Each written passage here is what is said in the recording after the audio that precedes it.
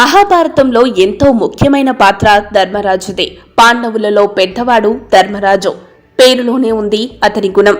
ధర్మరాజు యమధర్మరాజు అంశ వల్ల కుంతీదేవికి జన్మిస్తాడు. అపరిమిత ధైర్యం వల్ల ధర్మరాజును యధిష్ఠిరుడు అని కూడా అంటారు. పాండురాజు మరణానంతరం పాండవులను భీష్ముడు, ధృతరాష్ట్రుడు తండ్రి లేని లోటు కనిపించకుండా పెంచారు. ఉత్తమ గురువులైన కృపాచార్యుడు, ద్రోణాచార్యుడు వీరికి సకల విద్యలను నేర్పించాడు.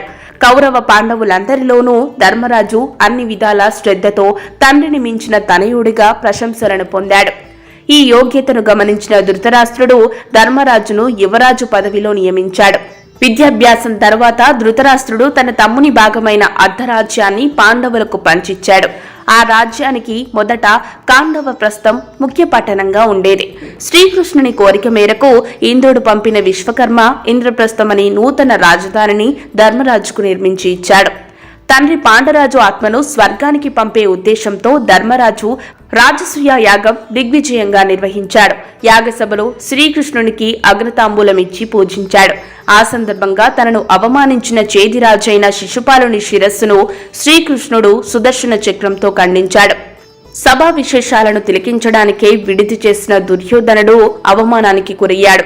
అసూయతో దుర్యోధనుడు చేసిన దురాలోచన ఫలితంగా మాయాజూదంలో నేర్పరి అయిన శకుని చేతిలో ధర్మరాజు తన సర్వస్వాన్ని, సోదరులను, చివరికి ద్రౌపదిని ఓడిపోతాడు.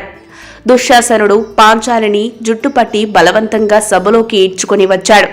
ద్రౌపదిని వివస్త్రను చెయ్యవలసిందిగా దుర్యోధనుడు తమ్ముడు ఆజ్ఞాపించాడు. శ్రీకృష్ణుడు ద్రౌపదికి అక్షయమైన వస్త్రాలను అనుగ్రహించి ఆమె మానాన్ని రక్షించాడు. ధృతరాష్ట్రుడు తన కుమారుడి తప్పును గ్రహించి వెంటనే ద్రౌపది కోరిక మేరకు పాండవులను దాస్య విముక్తుల్ని కావించి వాళ్ల రాజ్యం తిరిగి ఇచ్చివేశాడు. మరలా దుర్యోధనుడు రెండవసారి జూదమాడడానికి ధర్మరాజుని హస్తినాపురానికి పిలిచాడు.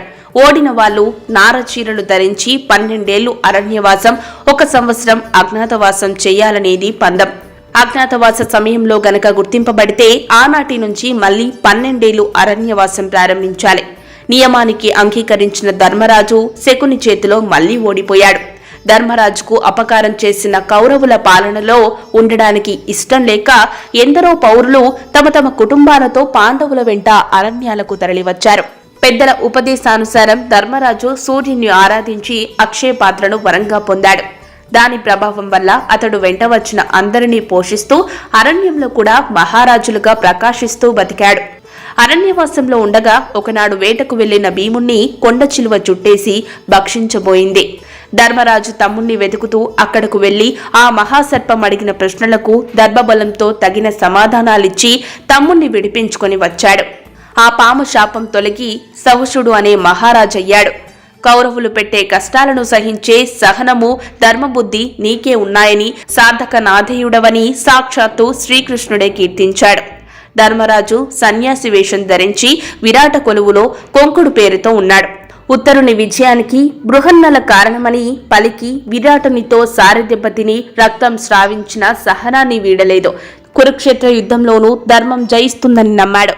అధర్మమని తెలిసి భీముణ్ణి అతని మరణ ఉపాయం అడిగిన అశ్వత్థామ హతం కుంజరా అని అసత్యమాడిన శ్రీకృష్ణుడు చెప్పినట్లు చేశాడు. కర్ణుడి మరణానికి బాధపడ్డాడు. శల్యుణ్ణి సంహరించాడు. దైపాయన మడుగులో దాక్కున్న దుర్యోధనుణ్ణి రెచ్చగొట్టి బయటకు రప్పించాడు. కవచము, శిరాస్త్రాలు ఇప్పించాడు. దుర్యోధనుని తొడలు విరవడం తప్పన్నాడు. యుద్ధంలో గెలిచేనా ఏమాత్రం అహంకారం లేని వ్యక్తి ధర్మరాజు. వచ్చిన వైరాగ్యం దాటాడు. వెంబడించి వచ్చిన కుక్కకు తనతో పాటు స్వర్గలోక ప్రాప్తి కోరాడు. ధర్మమే అతని కీర్తి, ధర్మమే అతని రక్ష, ధర్మమే ధర్మరాజుని విజయం. పెదబాల శిక్షకు స్వాగతం.